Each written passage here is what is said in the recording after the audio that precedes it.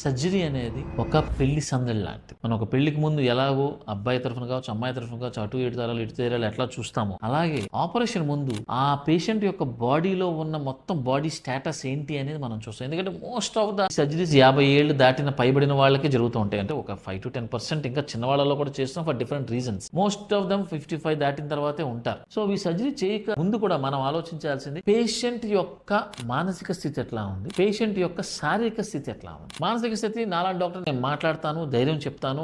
నా పేషెంట్లు పాత పేషెంట్ వాళ్ళు ఉంటారు. ఏ డాక్టర్ కూడా 100% రిజల్ట్స్ ఉండవు. ఒకళ్ళిద్దరు పేషెంట్లు ఏదో ఇష్యూ వచ్చి ఉంటుంది. ఇంత వేల సర్జరీలు చేసినప్పుడు ఒకళ్ళిద్దరు పేషెంట్లకు వచ్చి ఉంటే కానీ అది చూసి మనం భయపడదు, ధైర్యంగా ముందుకు వెళ్ళాలి. మనం అట్ ద సేమ్ టైం శారీరక స్థితి అంటే ఏంటి, మీ బాడీ అంతా మేము బ్లడ్ టెస్టులు చేస్తాం. కొన్ని మేజర్ సర్జికల్ ప్రొఫైల్ అని కొన్ని టెస్టులు ఉంటాయి. అది మన గుండె, కిడ్నీ, లంగ్స్ ఇవన్నీ మనం పరిగణలోకి తీసుకుని ఈ సర్జరీ యొక్క స్ట్రెస్ మన బాడీ ఎలా తీసుకుంటుందో మనము అవగాహన తెచ్చుకోవడానికి ఒక ప్రక్రియ ప్రీ ఆపరేటివ్ అనస్థీషియా చెకప్ అనేది. ఇక్కడ ఒక ఎండి డాక్టర్ గారు, ఫిజిషియన్ గారు, ఒక కార్డియాలజిస్ట్ గుండె డాక్టర్ గారు, ఒక మదర్ డాక్టర్ అనస్థీషియాలజిస్ట్, వీళ్ళు ముగ్గురు చూసి మీ పేషెంట్ సర్జరీ చేస్తే తట్టుకుంటుందో లేది అని ఫిట్నెస్ ఇచ్చిన తర్వాత మాత్రమే నేను సర్జరీ చేస్తాను. మీరు నా క్లోజ్ ఫ్రెండ్ కావచ్చు, నా క్లోజ్ రిలేటివ్ కావచ్చు, నేను మాత్రం నా అనస్థీషియాకి కట్టుబడి ఉంటాను.